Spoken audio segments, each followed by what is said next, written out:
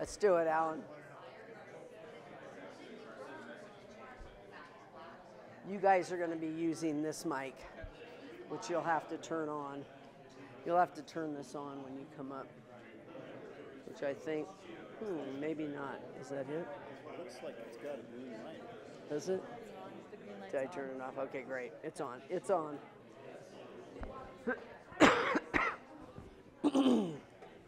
I have you making a few comments up front. So, no, I just think talk about that we're, trying to move really quickly and that this is really the hardest for it. It really is. That this watershed is just horrible. You breathe on it now and it floods. So, just sympathetic and say we're trying to move as quickly as we can. The biggest challenge is going to be getting money or getting the funding. So, but I have to, remain hopeful that we'll get it.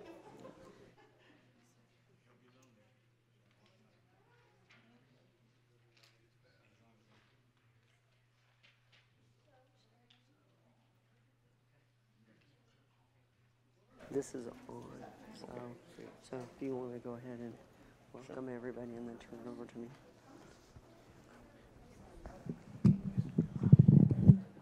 Good evening, everyone. My name is Jeronimo Vasquez. I'm supervisor for District 2, also current vice chair. I just wanted to welcome you for being here tonight. We have a lot to talk about. It's been a wild ride this summer, and I apologize for all that you've had to endure, because it's been emotionally exhausting and has been nonstop since April, and we recognize that. And we wanted this opportunity tonight to share with you kind of the long-term plan. There is some hope. We have requested some funding. If that funding can go through, we can move quickly. So we wanted to share that plan with you and really give you the opportunity to ask questions and see how we can best help support you through this trying times. We're not done. The ride is still going, We still have to ride out this summer and finish it out, and I know that's been tough. It seems like every time I go out to the different areas that have been impacted, it seems like the water flow has changed, and there's new debris and there's new stuff out there, and so, that's a challenge, and it's been taxing on our county. It's been taxing on the different agencies that are help supporting, and but we want to let you know that we're doing the best we can. We are spread very thin. This corridor is only one of 6 corridors on this side, so it's kind of a crapshoot which corridor is going to be that day, and so we're trying to get it to everybody and do as much as we can, but please, as much as possible, please be patient with us, because we're trying to do the best we can through trying circumstances. So again, thank you. I'm available. If you have any questions afterwards, I'll be around. Or please reach out, contact my office. The best way to reach me is through email. That way I have your written needs, and I can send it on to the appropriate folks in the flood control district. So with that, I'll pass it on to Lucinda. Thank you. Great. I'm going to put this up here.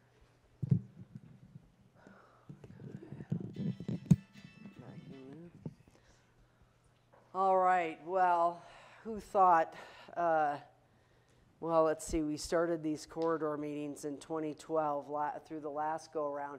Who was here during Schultz? I recognize a lot of faces.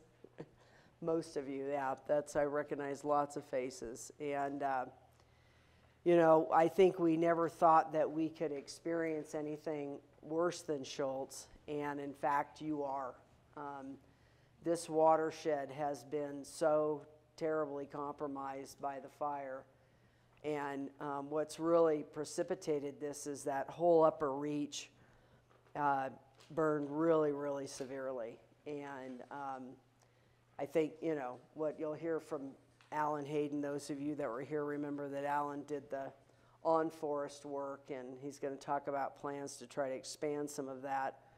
This is a really challenging watershed because that canyon going up above Wupatki trails is pretty narrow.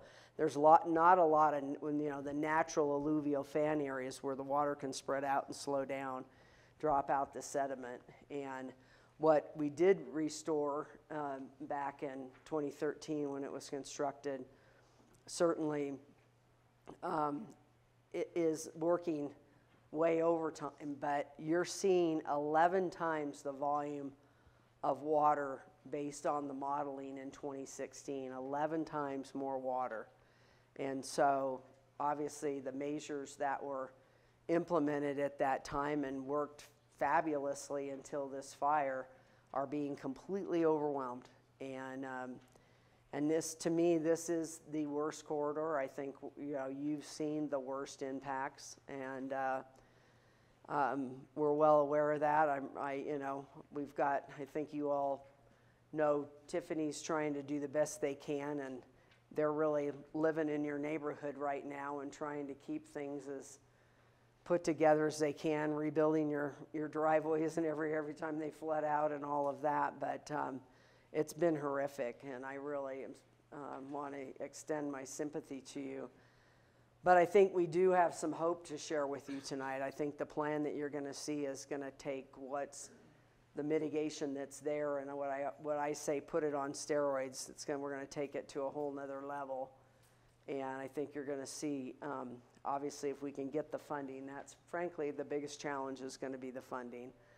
And if we can do that, I think we can really have a tremendously positive impact.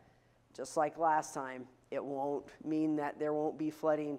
We can't mitigate to every rainfall event, just like last time, but we'll mitigate a whole heck of a lot more flood events this time with what's proposed. So, so with that, we'll start through here. So, am I using this little clicker here, Sean? Yeah, okay. Let's see, is that going to go? So, for those of you that weren't here during Schultz, I think it's important just to do a little bit of recap here.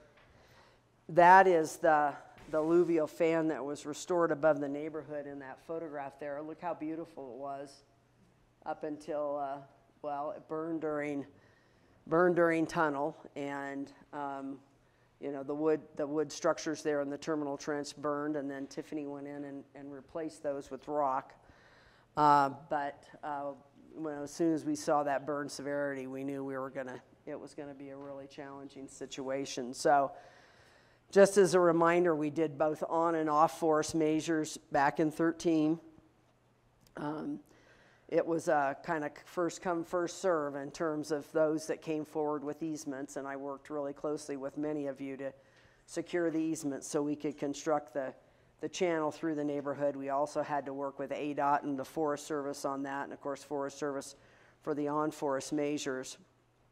It was designed to a 5-year post-wildfire storm, and which was about 130 CFS. And Chris will get into this more, Chris Doozy. He did the design then. He's back with us and doing the design again now. And so know that you probably are seeing somewhere between 1,000 and 1,500, and that the 2-year, or that the 2-inch and 45-minute storm produces between right around 2,000, right, Chris? Right around 2,000 cubic feet per second of water. So you're just seeing a tremendous amount of water that's coming through the area, as you well know. After that construction, even though we did have a couple of pretty good rainfall events up in that area, it worked very well, and both on and off forest measures, and there was no flooding in that interim period. But again, now we're at 11 times greater the flow. For those of you, is anybody here from the Girls Ranch Road area? Okay, great. The Girls Ranch Road area, so the water that comes out of Wupatki, I think everybody's aware, it crosses the highway. There's a big culvert, comes down the east side of the highway in a channel, and eventually there near Girls Ranch Road, it's in effect funneled behind a berm to go out to the Cinder Lakes. And it's really kind of trying to direct it so it goes out to Cinder Lakes and doesn't flow through Fernwood, is one of the primary goals of that. But the goal is to get it to Cinder Lakes. Cinder Lakes has a capacity to absorb 1.5 billion gallons of water. We had that studied after Schultz by USGS, and so that whole northern stretch, we are trying to move the water there because If it doesn't go there, it goes to Doney Park. So it's trying to get to the Rio. So that berm was constructed in 12. So far, it's performed exceedingly well. Mike Carrolley, that's in the back, that's with Natural Channel Design, whenever we have a big event, he goes out and checks that. And we've added some additional capacity to that berm recently, you know, in anticipation of the flooding and since the flooding. But it's performed, you know, really well so far. Next slide here. You know, these are some of the impacts. This is, and you've all seen this. This is what was the terminal trench. You know, the whole concept above the neighborhood, as the water came down, it hit the fan above the neighborhood, spread the water out, slow it down, and then it deposits the sediment and debris on the fan, and then the water then goes into the terminal trench and is guided into the channel that goes through the neighborhood. That's there's a transition channel and then into there. That's the concept. Unfortunately, this is what's happening, right? Where it's filling up almost instantly with sediment when we get a rainfall event now. And that's why it's spilling out in all directions, you know, well, primarily now to the west. There's still water going down the channel, of course, as well, and that's overwhelming the channel. But it's also now, there's a very large flow to the west, and that's just because there's just way too much water. Again, you know, this system was designed to roughly 130, 150 CFS, and we're looking at 1,000 to 1,500, so, or more, and it's overwhelming it. So, no, okay. So, I think most of you know the background on the fire. I'm not going to touch on that, but in Schultz, the first year we had 25 major flood events. This year we have already had over 40. And I think it's a reflection of this the upper slopes being very severely burned. And that we're having a greater than normal rainfall for this year, but not tremendously normal. And the interesting thing is that the actual individual rainfall events have not been very intense. And intensity obviously typically plays more into this. You get a very intense rainfall. You know, people will remember the July 20th, 2010 initial big really event that we had rainfall over the entire burn area. It rained, you know, 1.25 inches in 15 minutes. That's a very intense storm. And we haven't seen that intensity. In fact, the most intense storm to date we've seen is a 10-year rainfall event. That's very typical rainfall event in a monsoon season. So there's, you know, good and bad to that. Thankfully, we haven't had more intense storms, but we also could have more intense storms. But anyway, it gives you a sense for what's happening. And then here is the modeling. When you take the modeling now in terms of the flows that we're seeing, this is what was modeled. This is based on the 2-inch rainfall event in 45 minutes. And that was a storm that, in looking at all the rain gauge data since we installed gauges back in 10, and we've installed more over time, but most of them were installed in 10 and 11, looking at what was a storm that really created, you know, a fairly substantial, you know, major rainfall event, major response, you know, a bigger event, right, was this 2-inch. We haven't had anywhere near that yet. But the flow, again, is 11 times greater, and you can see where the blue is the modeling that was done after we completed all the measures in 2015. We ran the modeling again to have that as a reference point going forward, thankfully. And you can see how much greater it is now since the pipeline fire. The tunnel fire had a little bit of impact, but very little. That was just those lower slopes, unfortunately. It's the pipeline hitting the upper slopes. To date, we have, I think that number actually went up today on the sandbags. I think we're now at 880,000 sandbags that have been produced. We've got about 4 miles of concrete barrier out there. You certainly are well aware of the thousands and thousands and thousands of tons of sediment that are coming just out of your neighborhood. You know, I know a couple of weeks ago, Mike Garrison from Tiffany told me they're at some unbelievable number of truckloads of sediment that's come out of there. So it's just amazing. We did secure $2 million in the Natural Resources Conservation Service. It's called exigency funding. It's the emergency funding to help support the costs of the sandbags and barriers. But we've got about $2 million, and we're probably up at about $3.5 million now that we've spent on just sandbags and barriers. We're certainly approaching at least $7 million on the overall response cost so far. So it's been very impactful. Okay. So I think I covered that.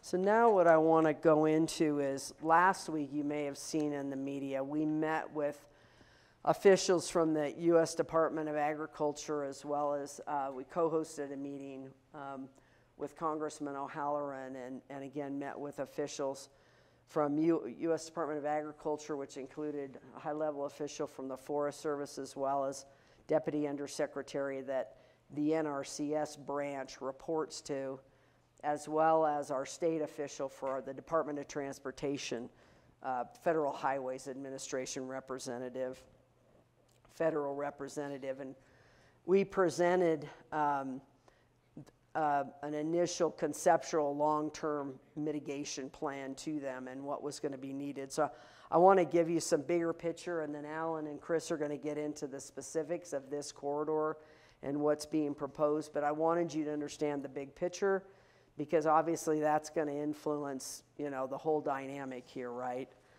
And I want to really emphasize that we've gotten tremendous support from Congressman O'Halloran, Senator Kelly, Senator Sinema. They've been very supportive.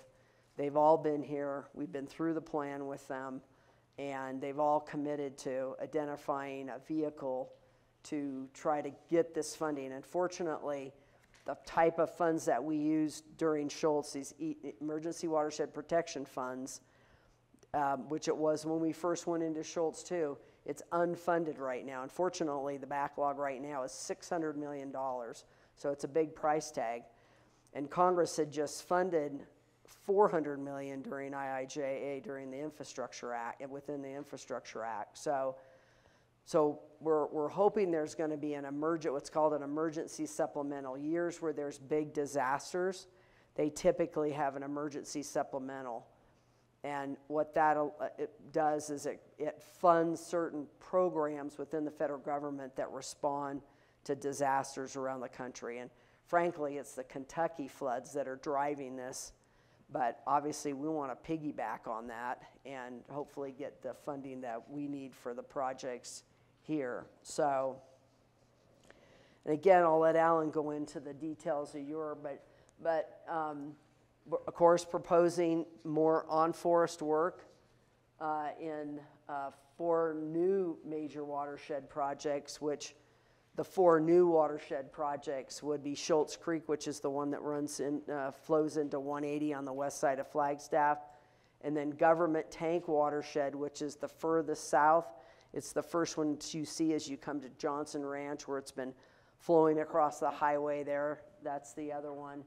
We did not mitigate that. Watershed was burned in a very limited fashion during Schultz, and there really had been very, very limited impact, so we didn't target that for mitigation at that time, so there's no existing mitigation measures there. And then you may recall that 2 of the watersheds during Schultz declined the mitigation. The Copeland and Peaceful Way corridors declined the mitigation. They decided they did not want to go forward with it. So those are the 4 that are being targeted for projects. And then expansion and repair on 5 of the alluvial fans that currently exist, which includes an expansion, which again Alan will talk about, 4 Wupatki trails for the Lennox watershed. And then we need to do some repairs both on Brandis and a little bit of expansion on Brandis and some repairs, I think, on was it Campbell as well? I'm trying to remember now, but anyway, he's going to get into the details. This is the breakdown of cost just on forest. So substantial investment just to do the work on forest, and you can see their Linux is about $5 million, and that's because this is a push the envelope effort here to get a fan further up, higher up in that watershed. And then in the neighborhoods, and this is the broader plan here, we're looking at in terms of in-neighborhood flood mitigation, expanded channels, certainly expanded channel for Wupatki trails. Again, Chris will talk about that. And then stabilization of 2 of the existing flood corridors with Brandis and Campbell, where we're having impacts to those existing channels in some of the areas of those channels. And then new channels in 3 of those corridors, again, Copeland, Peaceful, and Government Tank. So that total amount we would seek funding through the Emergency Watershed Protection Program, again, is 50 to 55 million is what's estimated. So again, substantial price tag for that. Then there's the highway, and part of this is that if we upgrade the mitigation within the neighborhoods, certainly there'll be some reduction coming off of what comes off the forest if we can get the forest measures funded and installed, of course, constructed. But eventually this water has to get to the highway, and it's got to somehow cross the highway. And so we're also working with federal highways to try to improve the crossing at Lennox Road, which is the crossing for Wupatki trails.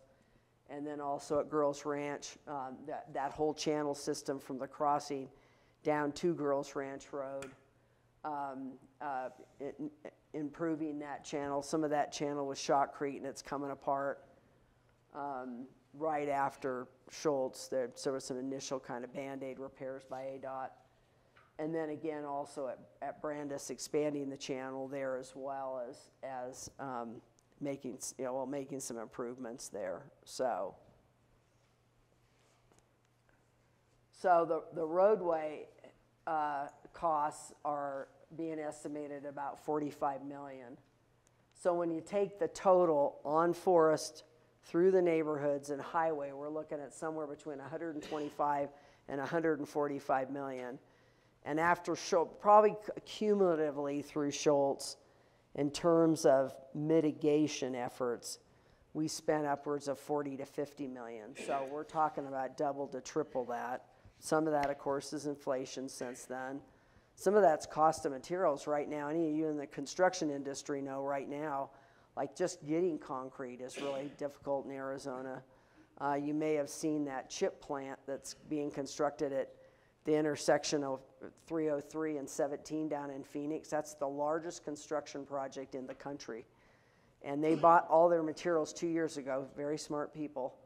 And that's absorbing most of the cement and concrete in this state and surrounding states right now, as well as like rebar. Steel's very expensive.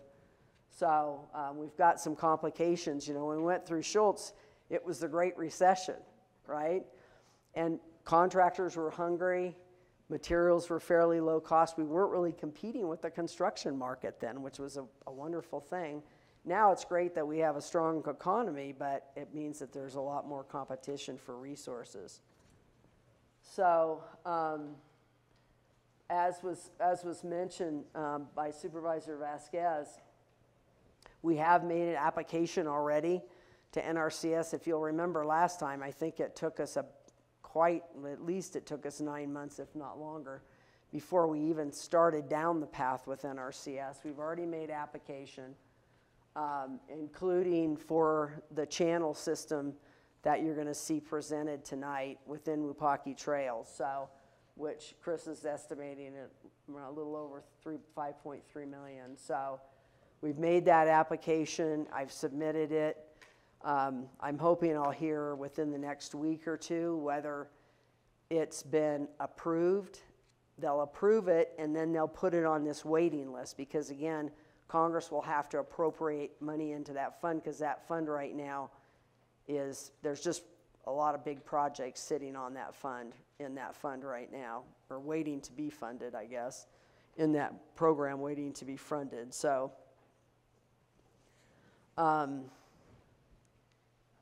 so again, what we're talking about here is a significant increase into the capacity of the Wupatki flood corridor, and again, Chris will get into that, but then these are the other majors. We're targeting 5 of the watersheds for this initial application.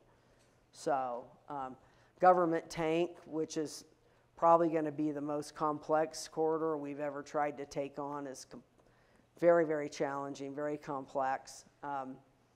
And we've got 2 different engineers. Chris is one of the engineers working on that, taking the lead on that corridor.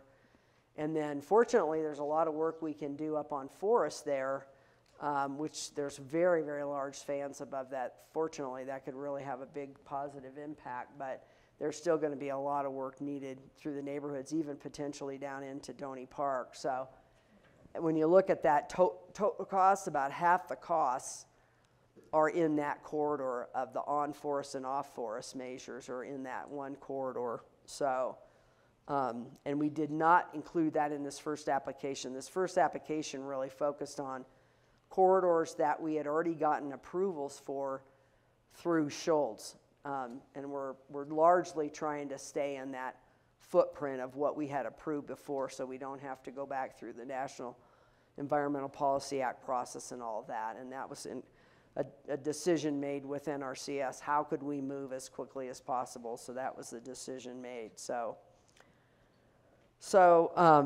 with that, I'm going to go ahead and turn it over to, so again, in your watershed, you know, we do have this integrated system, just like it was an integrated system last time with the on-forest measures, and those have to be integrated with the measures that provide flood mitigation within the neighborhood, and then again, we have to deal with the highway issue as well. So, although I like to think that ADOT has to deal with our issues or deal with that issue.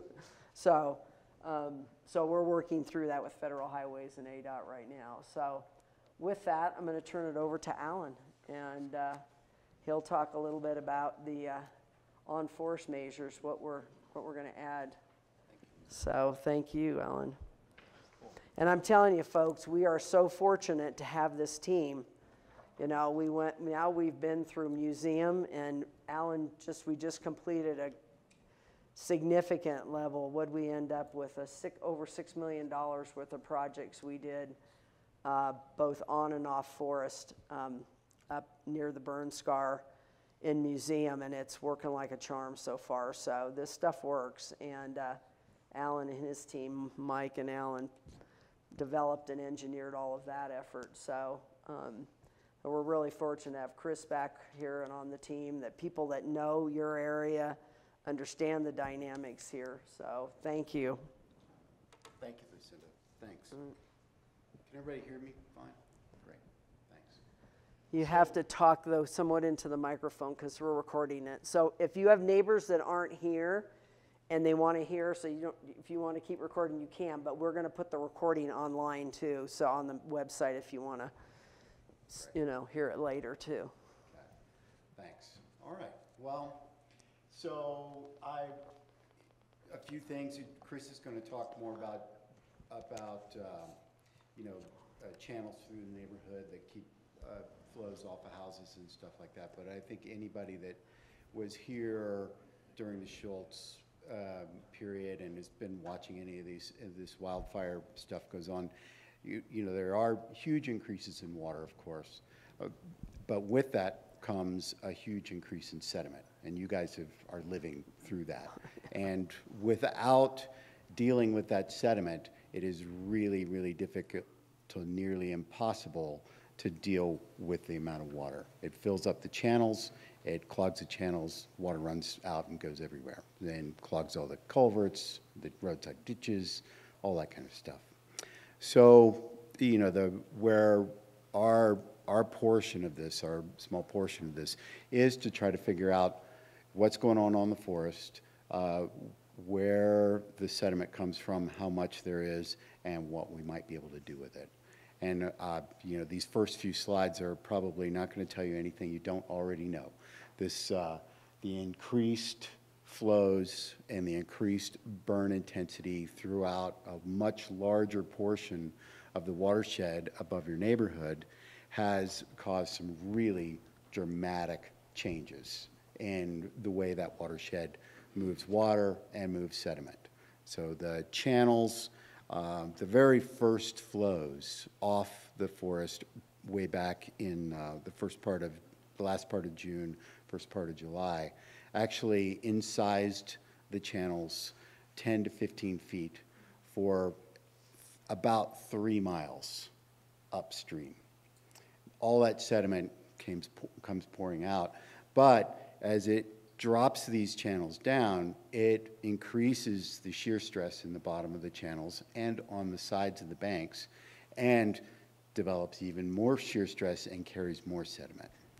And so this is kind of, you know, snapshots of what the watershed above you looks like right now.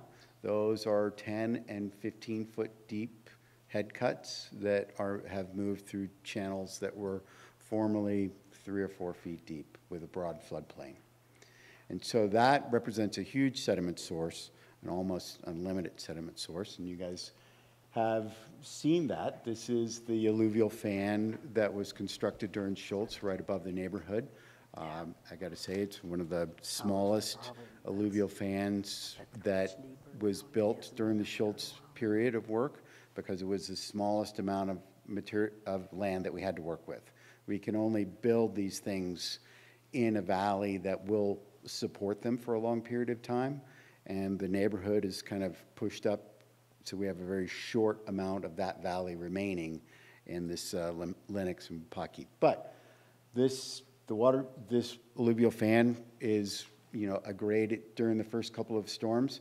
It aggraded over 5 feet of sediment in places, probably, and then it aggraded to the point where it's overfilling the terminal trench and starting to spread water out into places where we don't really want it to go, and that's why Tiffany has been so diligently removing sediment from it all summer long, and probably in the neighborhood of 20,000 cubic yards of material that would have come down through all of the houses has been kind of arrested on that alluvial fan and moved off to the side.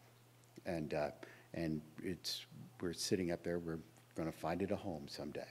So this is the current conditions. This is what you have above you. It's very problematic. And here is kind of an idea of what we have to work with and what we're thinking about doing, okay? So neighborhood down here, here's the active alluvial fan that, you know, we built during Schultz, a little overflow fan here, but it was just intended to let water spread out and not intended to gather very much sediment. And then upstream above it, and this is about 2.5 to 3 miles through here, is all of that incised channel, all the way back up, all the way to the wilderness, basically, to the water pipeline road. It is incised really, really deeply. And so while we have a limited amount of space down here to work, and we know that means that we have to accumulate a lot of sediment, and then we can overflow that fan. You know, the 35-year lifespan of the original alluvial fan, we only got 12 out of it. And so now we need to make this fan work as best we can, and then use all of this area that is now a big source of sediment and start to arrest that sediment supply. And the way we do that is we start to restore the channel. We use grade control to keep it from sinking. We widen the sides out so it actually has a floodplain, and we shape that channel to its natural channel design dimensions, which we pull off of reference channels throughout the region. So this is quite a bit of work, and all of this is an area that has not previously gone through the National Environmental Policy Act, the NEPA procedures that are used by the Forest Service to make sure that we're not doing more damage than we're trying to do good. So that takes a little bit of time. The Forest Service is already working on this with us, and so we're working on that. But we know that we also have down here in this area right here, this is an area that was previously cleared through the NEPA process during Schultz, and it covers the amount of alluvial fan kind of valley that we have to work with. And we feel like we can get to work on this as soon as we can find the funding to make it happen. And so a little bit about what that looks like when we get down close to it is that, you know, currently the alluvial fan starts up here at the cliff's face, okay, and then came down and spread out into a small borrow pit here, and then spread over about half of this blue area.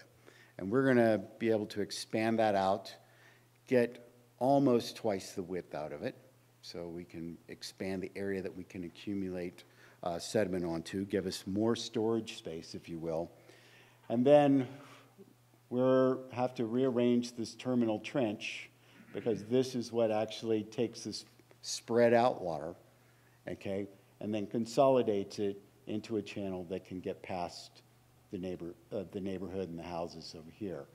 So we have to expand this alluvial trench, and we have to increase the volume of it, and we have to change the configuration of it. These things were never, they were supposed to store sediment, they were not supposed to ever shed sediment. And we have to figure out a way to actually make that sediment kind of keep going down the channel that we create through the neighborhood, and make that channel transport sediment as well. When in Schultz, this was our overflow. When it went past that 130 CFS as the design flow, this channel over here was designed for 130 CFS. We metered it out, and if it went over that, it came down here where it had gone before. And that's basically the room we have to work with, but we can reshape this so that it actually, if it overflows this fan, we have additional storage area for sediment all through this reach, which we don't have now. And then we can put in another secondary terminal trench for the last little bit of flow, and then put it out into drainage through the neighborhood here. So that is basically using all of the available space that we have available for this alluvial fan and channel system going through. And now we think we can implement this really quickly, but we know that until we are able to work and arrest the sediment supply coming off the hill in those big incised channels, that this is going to be a maintenance zone. That we're going to have to come in and basically, hopefully not at the frequency we've done it this summer, but we'll have to clean it off from time to time. And that's just going to have to be how that works. Until we can get that sediment supply that's coming out from up above to kind of slow itself down. And so that is what we're attempting to do. Yes, sir? Why would you not push the water away from the neighborhood and go on the other side? Is that national forest that you guys don't want to contend with on that other side there? Over here? No, on the other side. Over here? Right, across the highway. Oh, across the highway, because we have to push it across the hill. And so, which we have to like get it up underneath the highway, and then over here, that's about a 30-foot bank. Even in that drainage that you have going down diagonally along the road there, Right. to get it across. Well, and then Chris is going to talk about that, so, and how we're going to expand that, and I'll turn him over to that. Yes, sir. Alan, put you on the spot. Yeah, most people do. Go ahead. What if we had a 200-acre retention basin that needed no NEPA approval? Where would you find the space for 200 acres detention basin? Maybe 800 feet from your channels, up in the forest before it hits our subdivision? Back up on the map, it's called White Vault. Right, over across the way. Yep. So put, yeah, believe me, I've talked about that. I've right here, yep. And 800 feet from this channel that's. right, and it's a really low relief to get across there, and I stood up there, spent about an hour stomping around, trying to, and it is possible, physically possible, that we could bleed water over on that side. Would The- that cut the flow coming down into Wupatki Trail? Well, we could, yeah, we could do that. However, you're not going to do that in any reasonable time frame because you will require NEPA because we would actually, and we talked this through an awful lot with the Forest Service during the Schultz process. So we know kind of what the boundaries are that they can work in, and that helps us make things happen relatively quickly. And to move flows from one drainage to another drainage will absolutely require an entirely different type of NEPA process, and which will take up a whole lot of time, potentially years. And that's, so physically, there is a way, and Mike and I have talked about it. We've looked at it on the map, and yep, you could put it over there in the White Vulcan. But I can also tell you that the highway is being closed on a really regular basis just by the flows coming out of there right now. And to put additional flow through there means that ADOT has to come in and re-expand all of those other culverts. They're gonna have to do it anyway. And they very well may. But I think, you know, what is going to be helpful for us all is to think about things that we can do and that we can do relatively quickly, okay? I mean, Lucinda has been cracking the whip on us on, you know, twice daily at least to come up with things that we can implement before next summer so that you guys don't have to go through this again, if we can make that happen. If we take that route and build retention basins on the forest, it will take several years and of going through the NEPA process. And, you know, believe me, I've thought about it. I'm going, well, you know, that's, yeah. So it's, so I'm, you know, I'm not going to say it can't be done because I've certainly looked at it and scratched my head and go, well, yeah, we could bleed an awful lot of it off here. And maybe even all of it. Not all of it because there's a lot of watershed below it. But the time that it would take, yeah, the time that it would take to get through the Forest Service to do that, you know, I am absolutely certain that the things that we are doing are going to help and going to help in a big way, and we can get them done before we could ever touch you know, a spoonful of dirt on that project. Not that that one might, you know, you could keep going for that. So, all right. So I'm going to turn it over to Chris and talk about expanded channel below there. So. And I just want to add to that, that on that point is that the liability associated with when you move water from one drainage to another, it goes into a whole nother level of liability. Oh, yeah, I think the likelihood that it would get through the legal issues that would come up would be unlikely. And so, you know, again, we want to focus on what we know we can get done and effectuate some change within a fairly short period of time rather than ending up in a legal quagmire and everything else. So it's just, when you start doing those kinds of things and you start, you know, diverting water, then you're putting, you know, for me having to look at it as the district and the impacts that would come from that, if there were to be any kind of failure in that, people killed on a highway, that type of thing, you know, that could, you know, ruin the district, the county, and the Forest Service will never take that risk on. It's just way too big a risk, so. So there are a couple questions. So, and we're gonna have questions at the end too, broader questions, things. Mike, did you want to add something though? I was just gonna point out that, you look at that map right there, you can see how much the watershed is still below where the Vulcan line is. Yeah, And those of us that get the radar signatures this year, think about how many times you've seen the red over that area right there. And if we put all our resources and funding into the Vulcan mine and nothing into the neighborhood, you still have that kind of flooding coming down. yeah. So, good, excellent point. Thank you. Do you have a question? Yeah. Since you're already up there, with the proposed mitigations, you're saying expanding, and we're currently having between 1,100 and 1,500 CFS, whatever that may be. What is that rated for? And if we're not having the intense storms that we could have, if we do run into something,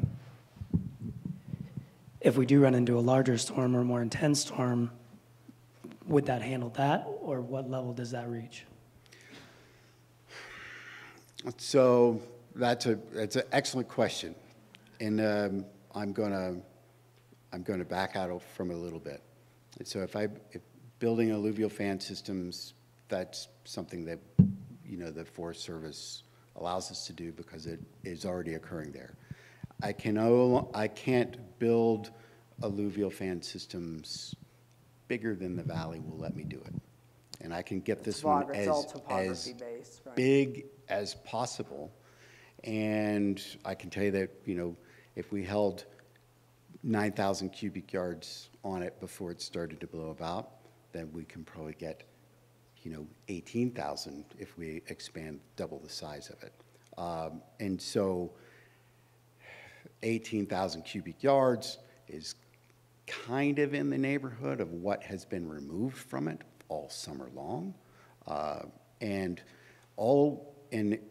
I can tell you that's not enough because there's a bazillion cubic yards ready to come there.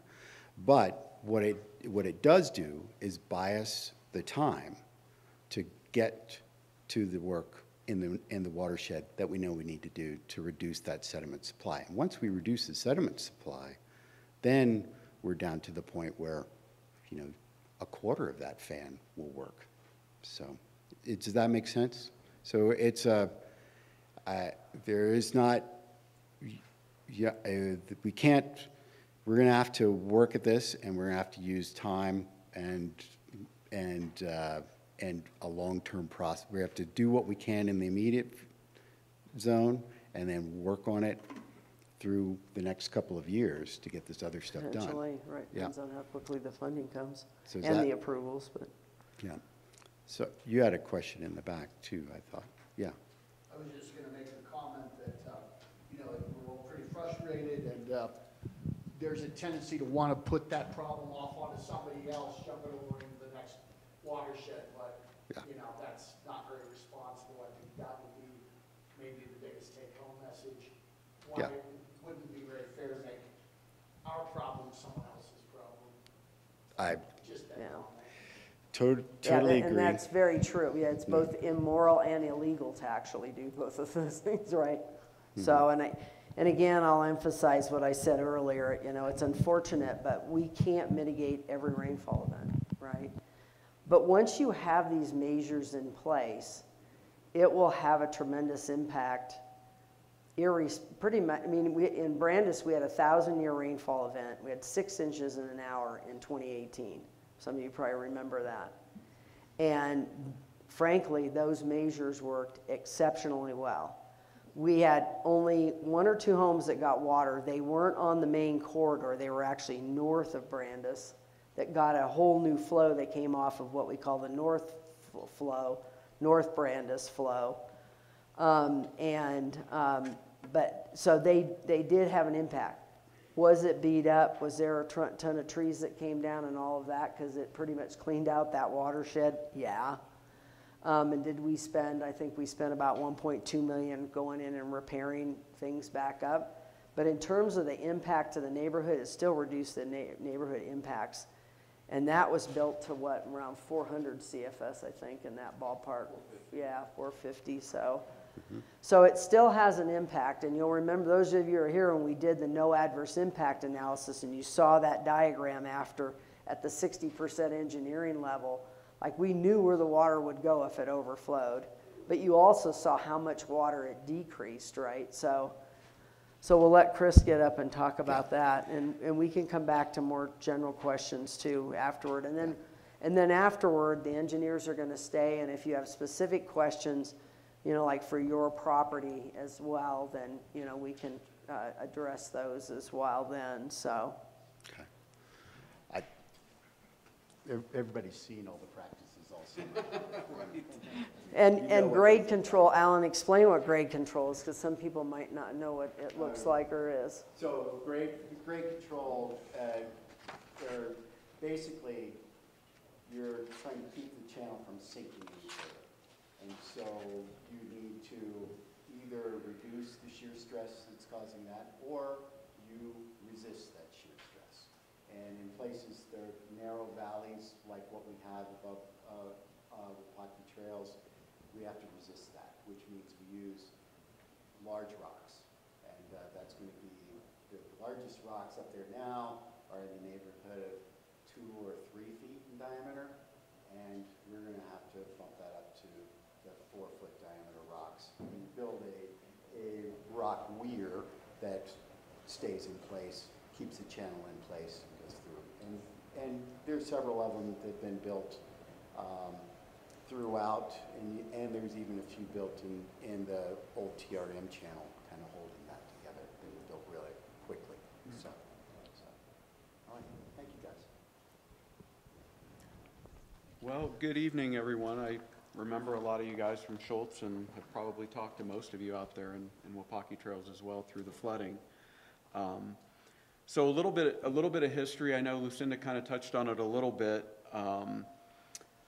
but I guess a flashback to 2012, again with what happened in the Schultz fire. So this particular watershed, the Lennox watershed that sits above Wupatki Trails, did not entirely burn in the Schultz fire. It partially burned. And in particular, the upper portion of the watershed did not burn during Schultz. When Lucinda pulled up the graphic that had the bars with the increases in flows, and you saw the 2 on the ends, Wupatki Trails and Lennox and Government Tank are the most impacted by the pipeline fire, because now this watershed is entirely burned, and not only did it reburn again, the upper portion of the watershed burned, and it burned severely, and as Alan mentioned, the results are this this large channel that's formed from the top of the watershed, making its way all the way down to Wupatki Trails. Again, Government Tank was one that didn't burn, or very little of that watershed burned during Schultz, so that's why you're seeing such a great impact there.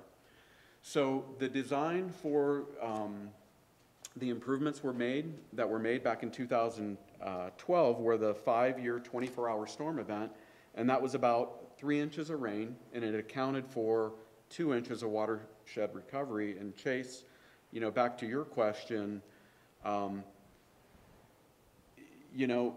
one thing that you have to keep in mind, a couple things that you have to keep in mind is typically, the rainfall and the runoff events that you see are going to be the greatest right after the fire. As the watershed begins to recover and revegetates, you typically see less and less runoff occurring in those watersheds. And the other thing is that the work that's done on the forest that Alan's talking about with the alluvial fans, that's not part of our modeling. So in reality, what happens is those flows come down, it hits the fan, it spreads that flow out, it attenuates the flow, it allows it to infiltrate. We're not really counting on that in our modeling. So it's somewhat, the numbers that we're talking about are somewhat conservative. So just keep that in mind, that typically through time, things will get better. So again, the original design was only 130 cubic feet per second based on the condition of the watershed, 2 years after the fire. And at that time, we looked at 2 alignments through Wupatki trails. So I'm talking, specifically about off-forest going through the neighborhood. There was one alignment called the interior alignment that brought the water more through the central part, utilizing the streets in the right-of-way. And then there was a highway alignment, which is actually the alignment that was constructed after the Schultz fire. And the reason that the highway alignment became the preferred alignment, one of the primary reasons, is cost-benefit ratio. So even with the funding that we're getting right now, or we're trying to get through the NRCS, we have to meet a certain cost-benefit ratio, to go ahead and construct these improvements. The good news is, well, at least prior to the fire and the floods, your property values were way up, and they're probably still way up. So it gives us a little bit more room in terms of a cost-benefit analysis to do the work that we're proposing. So the interior alignment that we had looked at before, because of the impact to the roads, utilities, all those sorts of things, driveways, it really pushed us over the cost-benefit ratio, which is why the alignment came down the highway there. So another important part of what was done back in 2012 and will be part of what we do in this analysis will also be the no adverse impacts. So Lucinda kind of mentioned that, and so that's an independent engineering firm that'll take a look at the improvements that we're doing on the forest, take a look at the improvements that we're doing through the neighborhoods, and they'll remodel that independent of the design team to make sure that we're not increasing the flows, we're not sending the flows anywhere where they weren't coming before, we're not making them deeper, we're not necessarily making them faster. So that'll be a part, it was part of the analysis in 2012, it'll be part of it this time as well. So again, a little bit back from the 2012 design. We put in new culvert crossings at Camino, the entrance road there, that were designed to convey, the 130 CFS. There are 30-inch culverts that were put in there. It increased the capacity of the existing roadway 2 to 3 times from what was put in there when the subdivision was built. The elevation of the roadway was never modified, so the road stayed at the same elevation, and that was important with that no adverse impact modeling, because we look at larger storm events. We raise that road up, it backs water up behind it and affects the properties behind it, so that was an important consideration. That'll also be a consideration moving forward. And the residents expressed the desire, with a channel of 130 CFS, to have a more natural type of channel, which could be accomplished with the turf reinforcement mat. So again, TRM stands for turf reinforcement mat. The channel had a minimum 3-foot bottom width with 3-to-1 side slopes, and was at least 2 feet deep.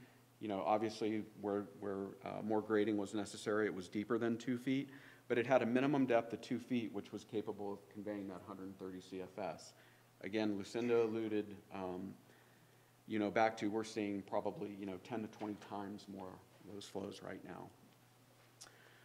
So a little bit, these are some construction photos back in 2012.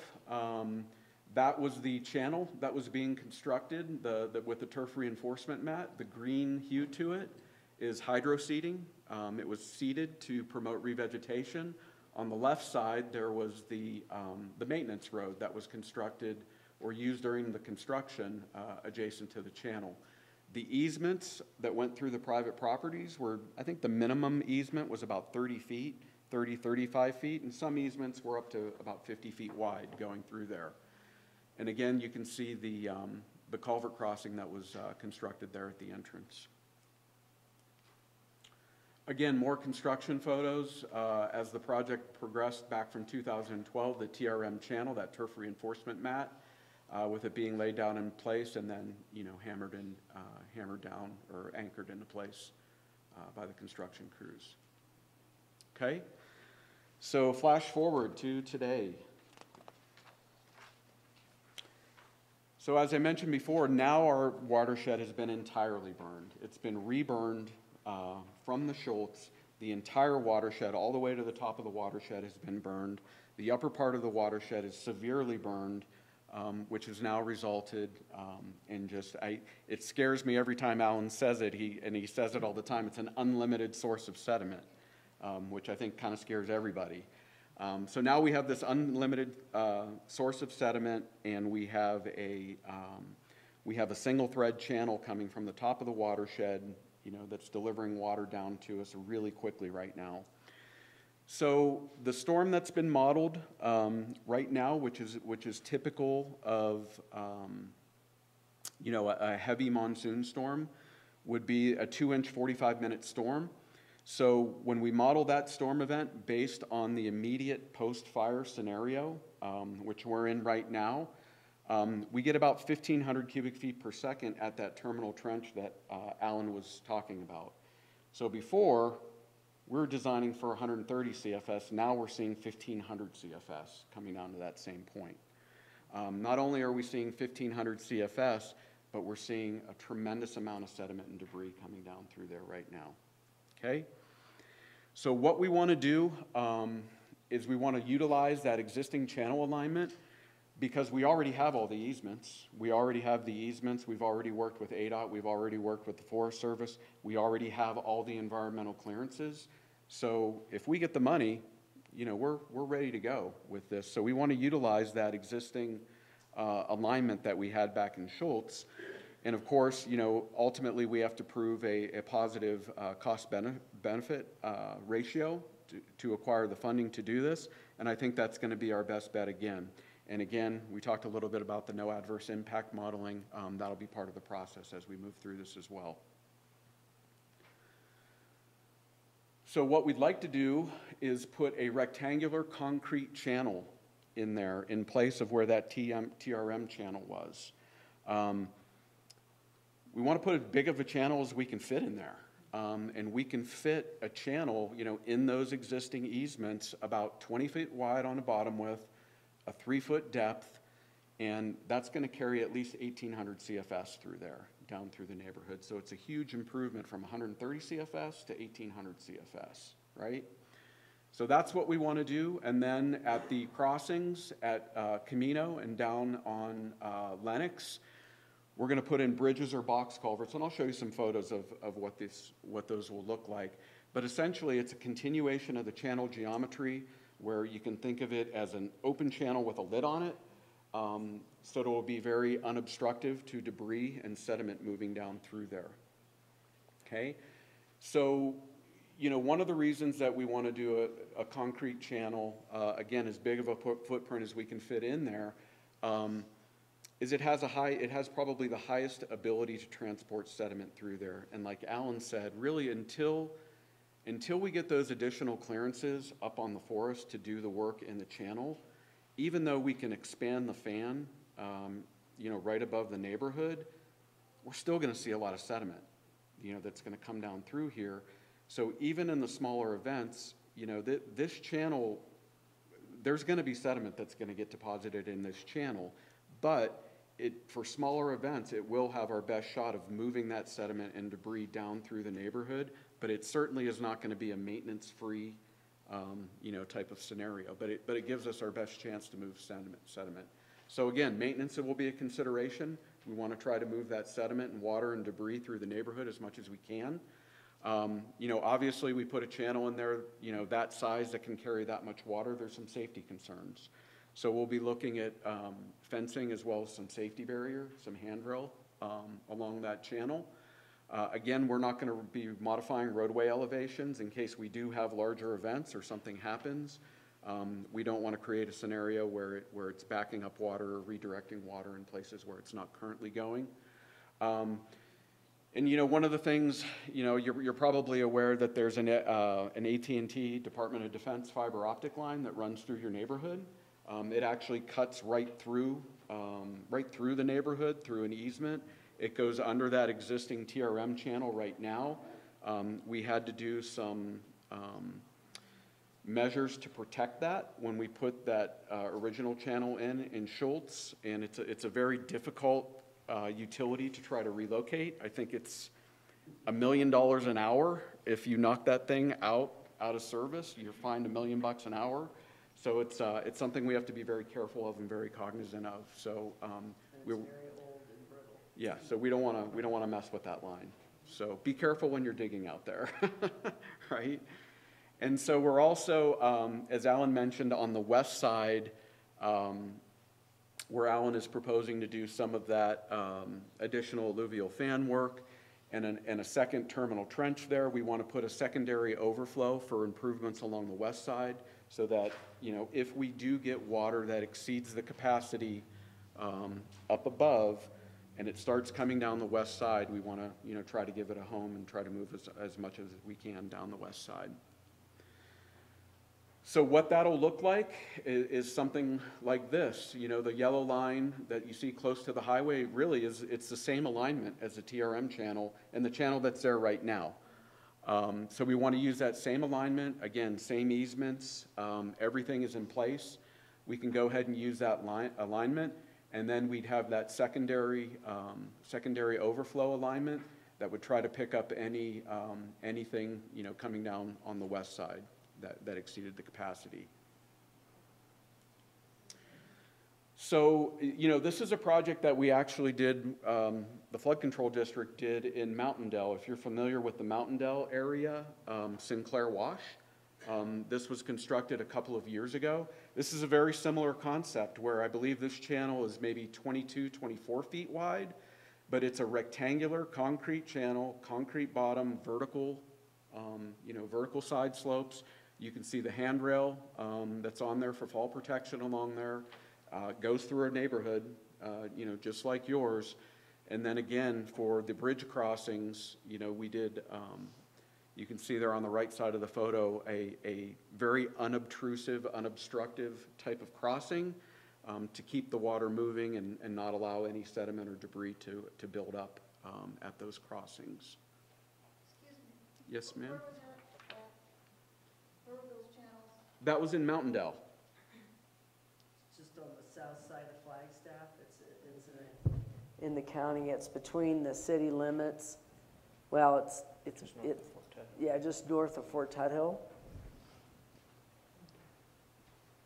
So these improvements that we're proposing are very similar, okay?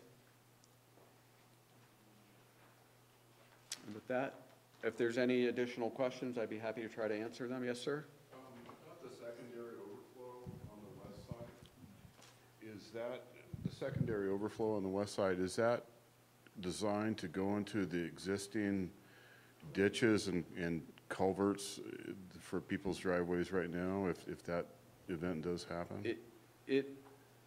It would have a limited capacity, and yes, the idea would be to utilize the right-of-way channels on both sides of the road, probably improve all the driveway culverts and driveway crossings there to give it a very uniform capacity from corner to corner. Okay, thank you, Chris. Yes. And the reason, again, there's a lot of utilities in there, in the street. It'll be our most cost-effective way is to utilize the roadside ditches and reconstruct.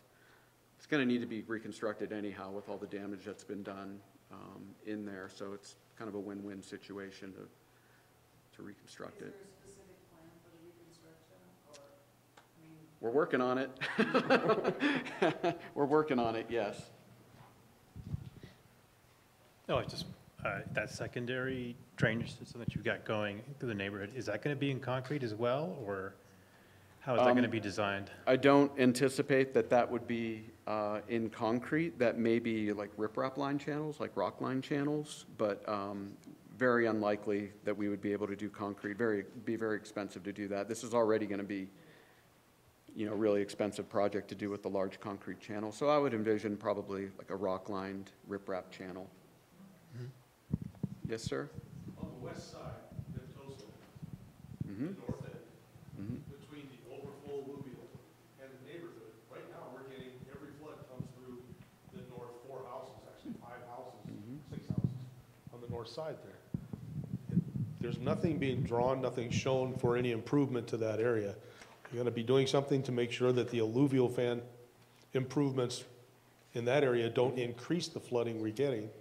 Yeah, so Or cut off what's coming through there now. yeah, what Alan had talked about, so where the existing alluvial fan is now, we're talking about expanding that alluvial fan and also expanding the terminal trench that sits at the bottom of that alluvial fan. Right, So everything that- south from that point, all the way to the corner, the Dalton House, at the corner on the west side, basically from your first diversion, all the way down to where you're gonna capture at the west side now. That area is exposed, wide open, and continuous flows with every storm coming through. And you're gonna do a lot to add to that area. You're gonna increase the alluvial fan dramatically in that area. So again, What are you doing to collect that? So the water that's coming down the existing alluvial fan and the terminal trench will be designed to take 1,800 CFS coming down that fan and put it into a concrete channel, okay? So it'll no longer go down the west side, it'll go to the concrete channel, the first 1,800 CFS. I'm talking round figures. You know, this is in a very preliminary design stage. Anything that would go past that, as Alan mentioned, we are looking to do some work in that secondary, I'll call it a secondary alluvial fan that runs down the west side. So Alan could probably speak better to what that'll look like. But then there would be a terminal trench at the bottom of that as well that would feed back into the secondary Right, overflow. and it's the line. entire area between the primary terminal trench and the secondary. Oops, you went away from it there, but that Well, entire I'll area probably between show the you- two, oh. we're open and exposed to flow there with no way to get the water across the properties. It's the overflow fan Okay. there that we're talking about. And you're designing it to make sure it stays in there and doesn't come back into the properties. Well, Right now, under certain rainfall conditions, yes, but if we get a massive rainfall event, the water will go where it has gone naturally from day one. It will go there. If we do anything differently than that, then that means people further down in the development are going to be impacted as well. So this is going to dry out a lot of water at the 1,800, right? okay, as long as we don't That's the- expose those houses, our houses on the north end to more, there's no work other than No, the you're fan not, there. you're going And to right see now, a whole you're- lot less water. Right. Doesn't mean you'll never see any water, Right. But as but of right now, you're gonna see a on whole lot less. Ventosa, we're digging, we're repairing our own ditches. Tiffany's not coming up there and digging those out on very rare occasions. We're digging out our own, Them. the pipes under the driveways. When our driveway washes out, after 8 hours and they haven't done anything to fix it, I have to backhoe and build my own driveway to get out every time. We're still not getting anything, and all of that is from flow that is coming down the Yeah, west no, side it's across the horrible. properties. The flow is horrible. I just don't see I'm- anything that was done there to prevent that fan, any failure from the lower fan coming back through that. So you have to understand that trench is gonna be far greater size than it is today. So that's gonna capture that 1,800, right? Right, as long as there's It's maintenance capturing and it's emptied and it has 130, ramps to when get it's in there. completely cleaned out right now, it captures 130. It fills up instantly, I'm aware of that, right? yes. So, yeah, We all- so that's what's I causing just all want to make sure that. that this is maintainable and actually gets maintained. The county doesn't do anything if we don't have floods going on. They'll go for years and not show up. Culverts don't get cleaned. The ditches were full before the floods. Nothing was maintained prior to this. We don't want to build this. It looks fantastic, and then it's just full of garbage. Right, and how many floods happened since 13? 0. My So, driveway's you been know, washed that, out many times Yeah. on North Ventoso prior to the flood. We had 30 yards of 3/4 minus ABC removed from our driveway because of floods coming through there. And that's 400 feet of driveway removed from flooding coming from the west side Yeah, through the no, houses it's to the been ditch horrendous. Yeah, before it's- the fires. there's no questions. Yeah. Okay. So we just want to make sure we're not being exposed to increasing No, the that's west what side the flow. NAI is all about, is to make sure we're not increasing the flow anywhere. We're decreasing it everywhere. Yeah, and that final terminal trench at the end, you know, that, right now, that flow comes down and then concentrates right in front of your house, next to berms and all that, and the ditches.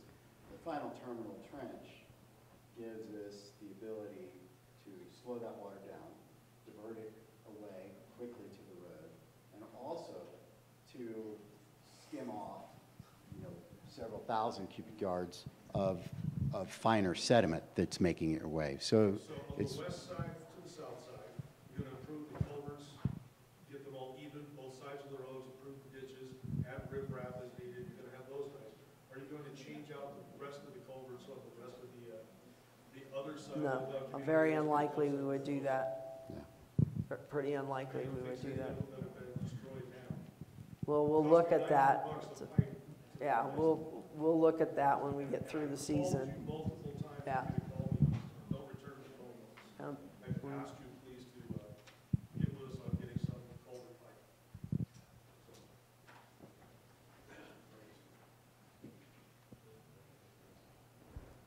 Okay. Whoops. You showed the forbidden neighborhood. You actually mentioned Girls Ranch, but then you went. I mentioned Girls Ranch? Your next slide. That's my driveway, by the way. Oh, okay. Well, Lucinda's doing this part. Okay. I got a question when you get there. Okay. Press one more slide, I'll have a question. You have a question. I dare you. Lucinda, I think that the thing that I'm trying to get my head around is, and you mentioned it several times, the reality is, we really haven't seen a major rainfall yet. Well, this is being designed to a major rainfall, though. 2 inches in 45 minutes is a major rainfall. But again, I don't know that we know that we have it, but we have, because I think rain gauges in the neighborhood at the lower end come 2 to 3 inches. And the rain gauge up on the Waterland Road has, But what matters is what happens on the mountain, right? You know that. It can rain a lot in the neighborhood, it can rain a lot in the neighborhood, and that, Water up there, we had 4 feet of water flows with the property. yeah, no. That's why we added another gauge up there, was because it wasn't capturing that newly burned area, right? We had to get into the wilderness, get permission, go to the region, get it all approved, and get that other rainfall gauge up there. So we will be capturing more data. But to be able to mitigate, I think the largest channel we constructed during Schultz was maybe Brandis at 450. I think Campbell was a little bit bigger than that. It was around 500. So we're at over triple that now. So, I mean, if we can get the money, I mean, this is a really expensive proposition to do this in concrete. So this is asking for the world here. We're asking for the big enchilada, folks. This is a big deal. To be able to design to this level is huge. So in terms of the roadway, again, we're seeking federal, they're called emergency relief funds. If there's enough damage to the structures, it has to be damage to the structures. Can't be anticipated damage, there actually has to be real damage to the structure of the highway and the structures associated with the highway, then we may be able to secure those funds. And, you know, some of the things that we're looking at proposing, this is 2 federal highways, is to rebuild that channel on the east side, potentially upsize the cross highway box, although that has not been damaged and may or may not be able to be included. And also some of the driveways that you mentioned down below as well, upsizing that. That already got repaired, they just repaired that. That's Western Star, I think it's called, the little road there, right? They did repair that, but you can see on the Shot Creek channel here that it's starting to, and this was just frankly, a fairly quick and dirty that ADOT did after Schultz to try to hold that section together, and it's coming apart, and they've documented that as damage, so we would hope to be able to get that section reconstructed, but frankly, it needs to be shotcrete all the way down to Girls Ranch, probably. So, yes. Okay, so when you cross 89, I think that's an 8-foot culvert. It's a large culvert. And then and then it goes into the woods, or tries to go in the woods. I'll tell you about that in a second. And it's a dirt channel. Right. That's getting deeper and deeper. And right. Then we hit the shot-created channel, which is too small. And then we go under my road, and that's 4-foot culvert.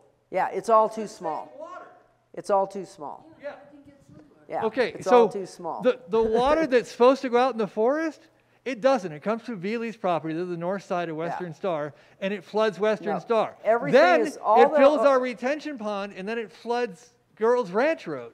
Yeah. So it's just it's the original undersized. sin is taking 8 feet of water and putting it through a 4-foot culvert. Yeah. When ADOT started with an 18-inch culvert underneath our road, and that was when we closed the highway way back in Schultz time. Right, so But it's. are we going to actually fix the culvert right after we cross 89? We are proposing to them that that should occur, given the dynamics, given Okay. it's 11, but they don't respond to the fact that it's 11 times more water.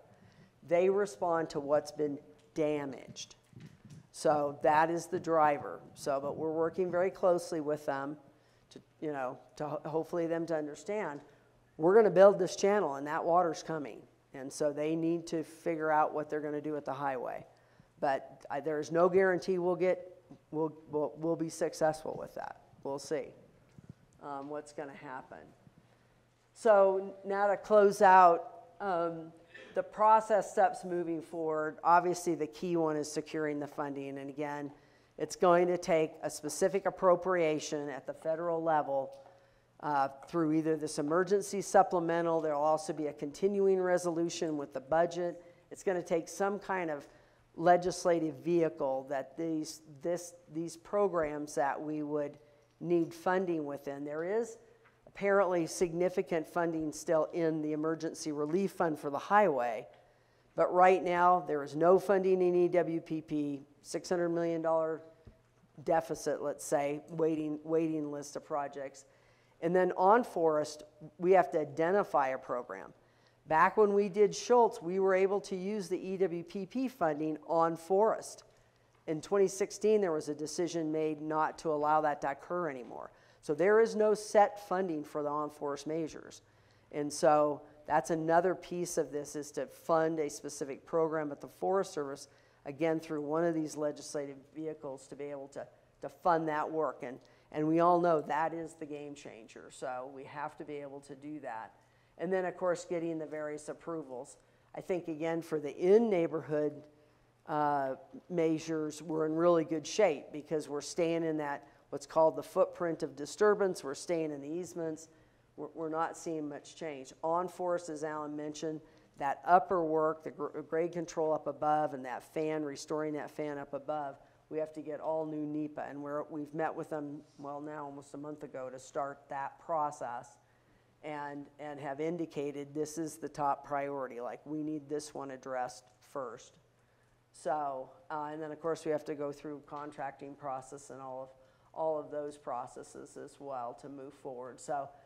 So fortunately, a number of the steps we went through before, we don't have to go through this time to effectuate at least the neighborhood effort. So, and that's one of the reasons we're pushing really hard on that.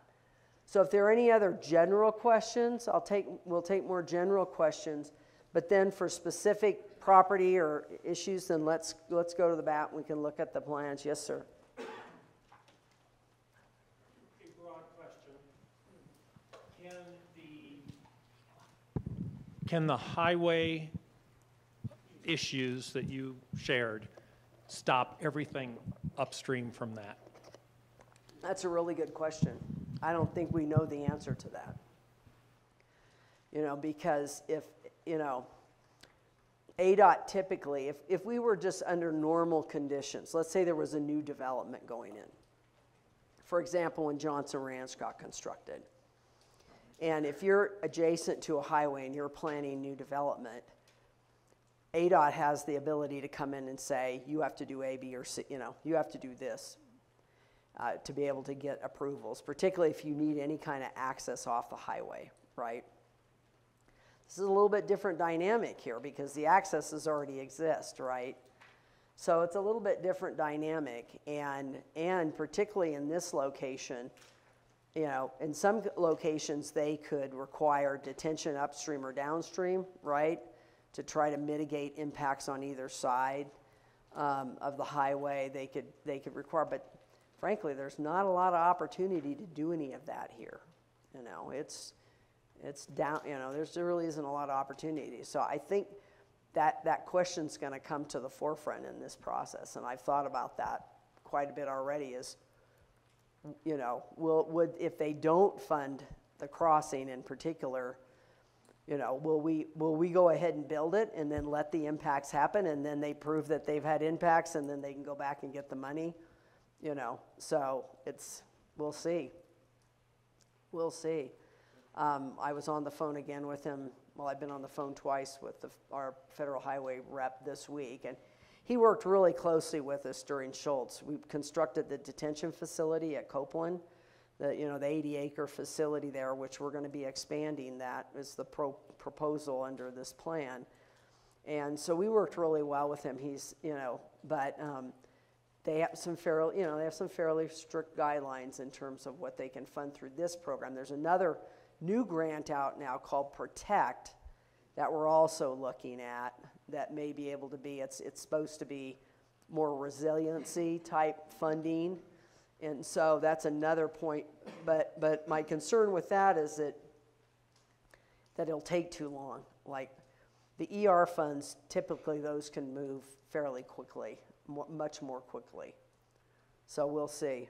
Yes. And Yes, I'd like to know if there's anything that can be done now just to slow the water or stop the water coming from the alluvial fan.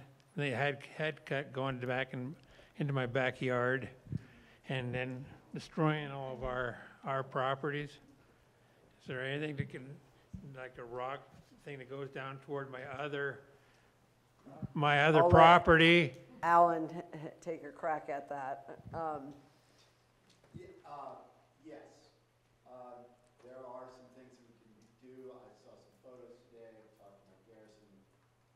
We were going out to take a look at it tomorrow morning, and we have a little bit of room within the NEPA boundary that we can work on forest, and we can not work on your property, but we can work up on the forest and kind of close off those head cuts, which are concentrating flow, sending them to you. It'll spread it back out, and it may very well go back into the channel when it gets close to your property, but you can close those off. But I can work on those, and I have a plan to be out there with Mike Garrison tomorrow to take a look at that potential. So. And one thing I want to say to really understand, and this is really challenging, every dollar we spend now we don't have for long-term mitigation. It's all coming out of the same pot. So, yes, we're trying to get additional federal money. But when we're prohibited from doing work on private property, we've bent that rule extensively for your area, where I've said to Mike, if you've got sediment and you want to fill people's driveways back in and do that and filling in all the driveway culverts over and over again, we've done that over and over again, right? And I can kind of justify that because I'm not trucking it up the hill to the pit, so there's a little bit of justification there, but we've pushed that window really far. But also know that in terms of what the district money, we have to match all that. There's a huge number here. You saw the match number just for the NRCS piece. On this piece alone is substantial when you look at what the budget is for the district. Yes? I don't think I need that. I can speak loudly. In terms of individual homeowners, could we call, and is there a way that we can get an engineer involved? We have a we're in the log cabin. We get this huge sediment dump in our front yard, which of course is forcing that water closer to our home and swinging it out towards our neighbor downstream. And if we can get some of that material, maybe as much as 2 foot of material, you've seen it, you drove by.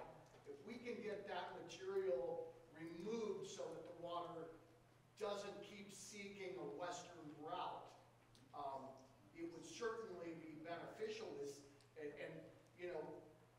If this is something we have to pay for, we have to pay for it, but we don't want to willy-nilly go in there. Yeah, so we're back to specifics now. Chris will talk with you, but he can come out and take a look and give any of you additional advice in terms of mitigation. Again, have to be very conscious of upstream and downstream impacts, but he can give you advice in terms of what you can and should do. Yeah, absolutely. I mean, he's been out there a lot, talking to most of you. I think most of you guys have my cell phone number anyhow.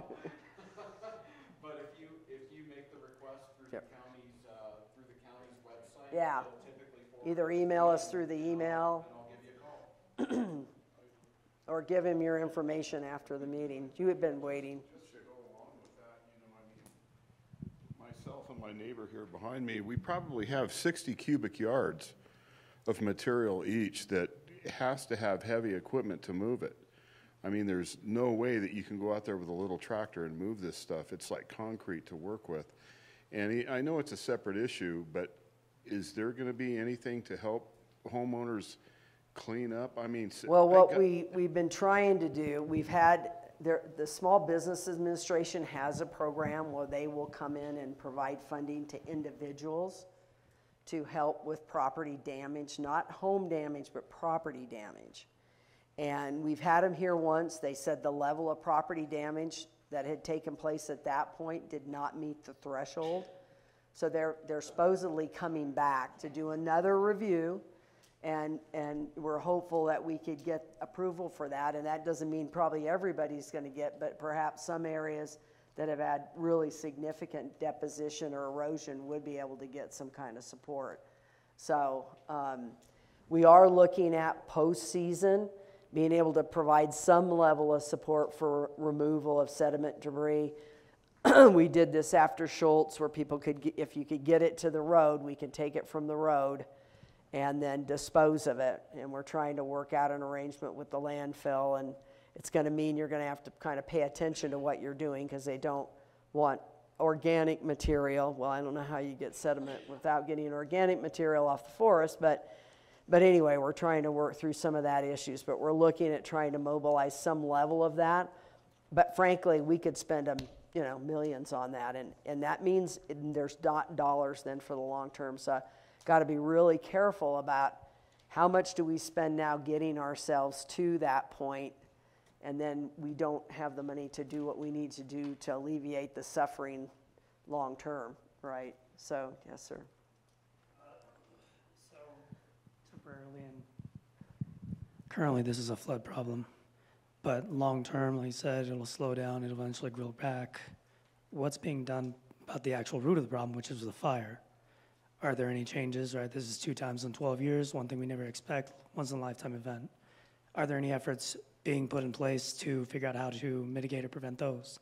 And I know you're not going to have those answers directly, but are there resources or individuals we can reach out to find out what's being done about that? We can certainly ask the Forest Service. I think right now we're not hearing that there's much intent to do much through the burned area response. I don't know, Alan, if you've heard anything more. The issue that we have in a lot of that watershed is it's so steep that, last time you'll remember they did the seeding and mulching, and it created really nice sterile wheat in the neighborhoods. That was about the end of that process. And they did some, replanting of trees. My view of that is maybe 1 in 100 survive. I don't know. Not very many survived, so it's tough. So Chase, are you talking about long-term strategies to prevent forest fires? I think that's oh what he's yeah, talking okay. about. So the district, the board of directors for the flood control district just allocated monies to be able to match federal monies. There was a large sum of money put into the federal budget through the Infrastructure Act for forest restoration.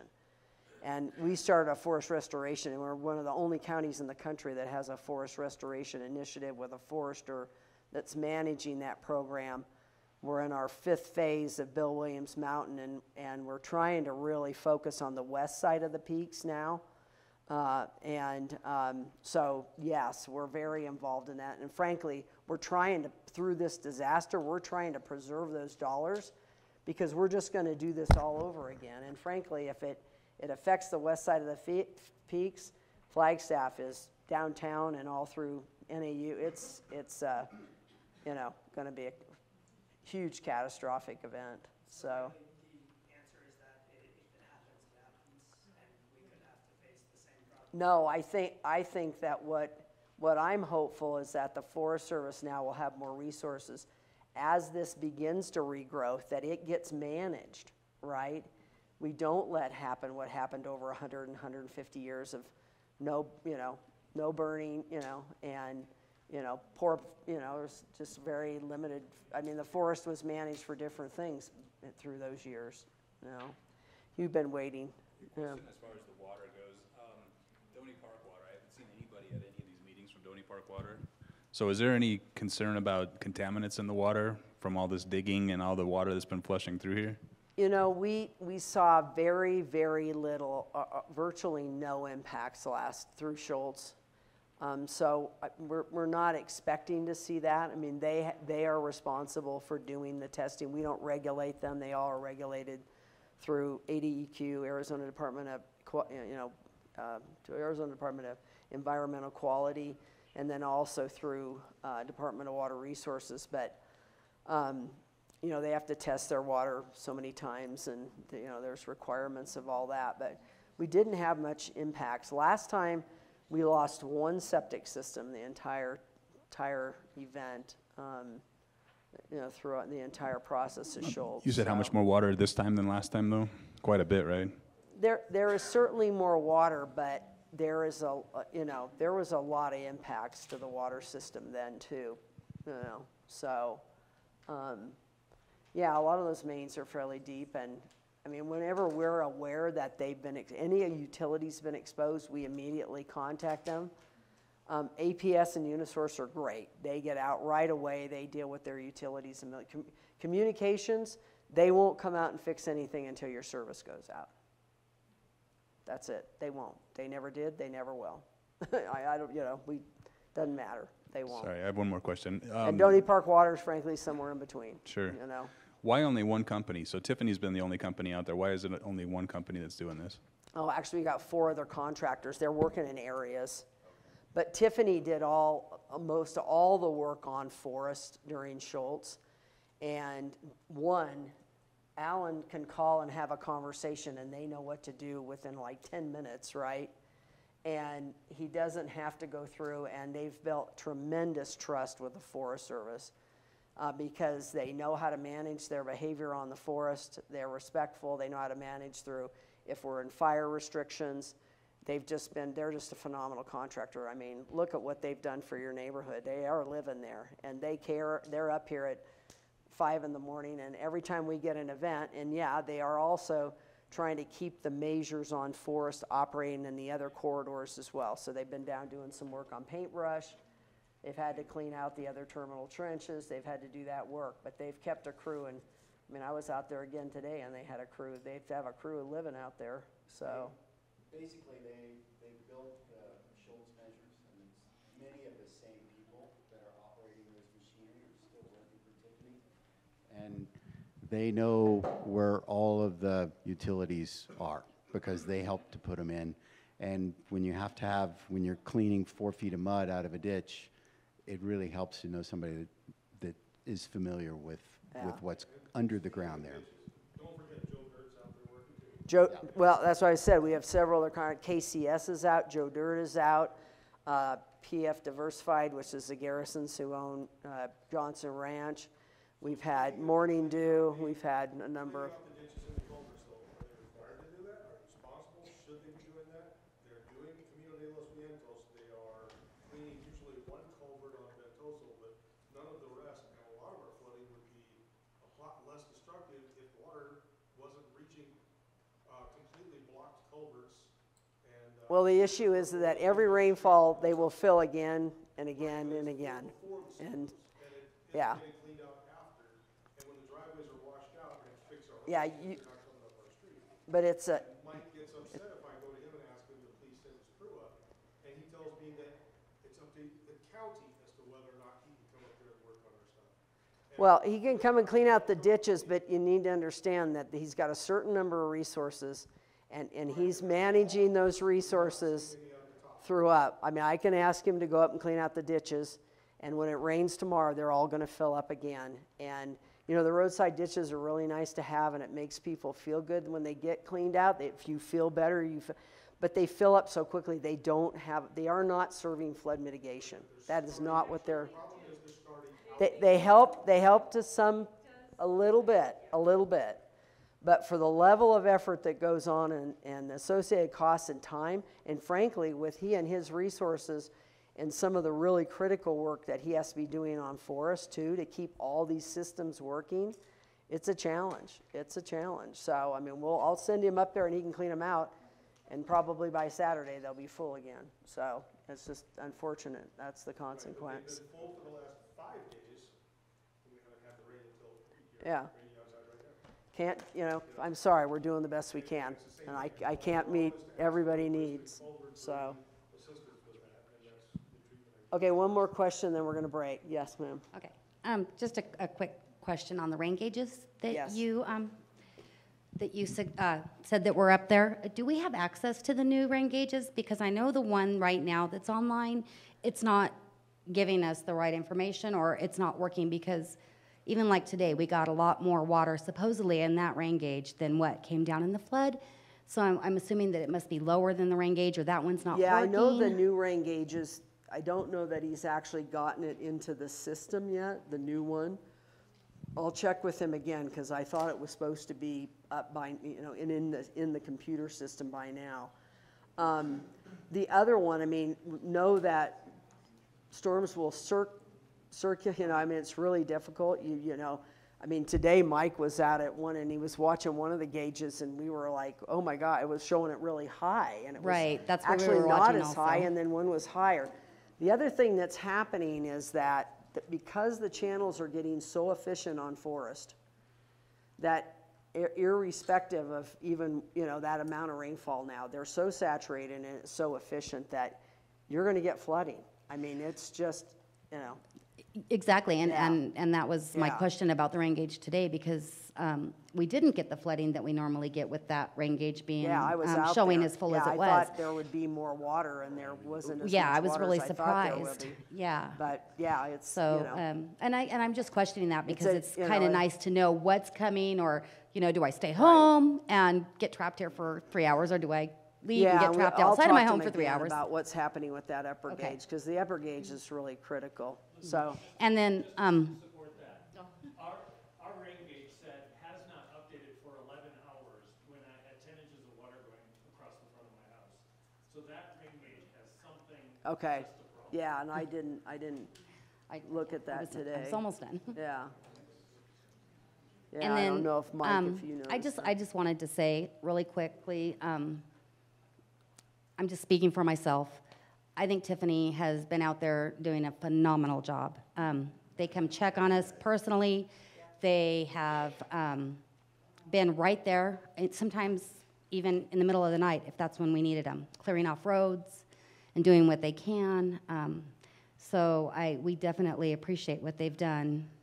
And I just want to make sure that Yeah. that's No, thank conveyed, you, and because they have done we are very impressed with I mean, them. I can tell you that you're getting a level of service that's hard to meet anywhere else out in the flood area. Yeah, because and I understand you're that they can't fortunate be you- everywhere at once, and, you know, sometimes Yeah. that's just the Yeah, way it it's- is. it's But tough. It's a tough they've moved challenge. more dirt than I can even imagine, Yeah, so. no, it's pretty amazing. All right, so if you have individual questions, you can meet Chris or Alan in the back, and we'll answer those questions. And thank you very much for coming out tonight.